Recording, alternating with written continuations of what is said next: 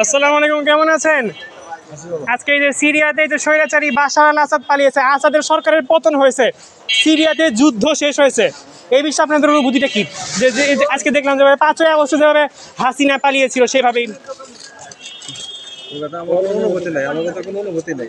আমরা সাধারণ পাবলিক, সাধারণ জনগণ, আমরা সাধারণ। আসসালামু আলাইকুম, কাইফা হাল আল ইয়াউম বাদ সুকুতুন নিজামুল আসাদুল মুজরিম। বলেন, কিছু বলেন।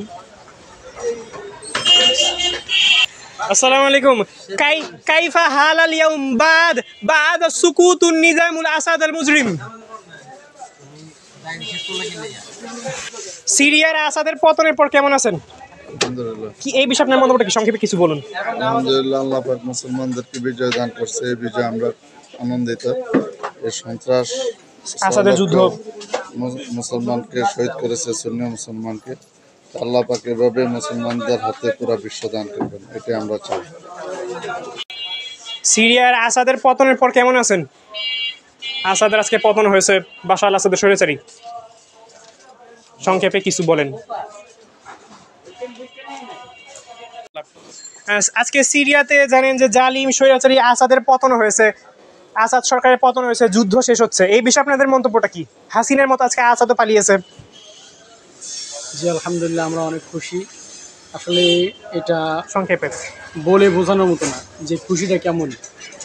আল্লাহ তাআলা আমাদেরকে বারবার দেখাচ্ছেন যে হকেরই সর্বশেষ বিজয় হয়, এটা আমরা সচক্ষে দেখতে পাচ্ছি। তোমরা কেমন আছো? আজকে সিরিয়াতে জানো তো যে সকালবেলায় খবর শুনছো যে বাশার আল আসাদ, সিরিয়ার আসাদ পালাইছে, স্বৈরশাসক সে হাজার হাজার মানুষকে মারছিল 10 বছরে। এই আসাদের পতন বিষয়ে তোমাদের মন্তব্যটা কি? সিরিয়াতে একটা নতুন সরকার গঠিত হবে, নতুন পতাকা, নতুন জাতীয় সঙ্গীত আসবে,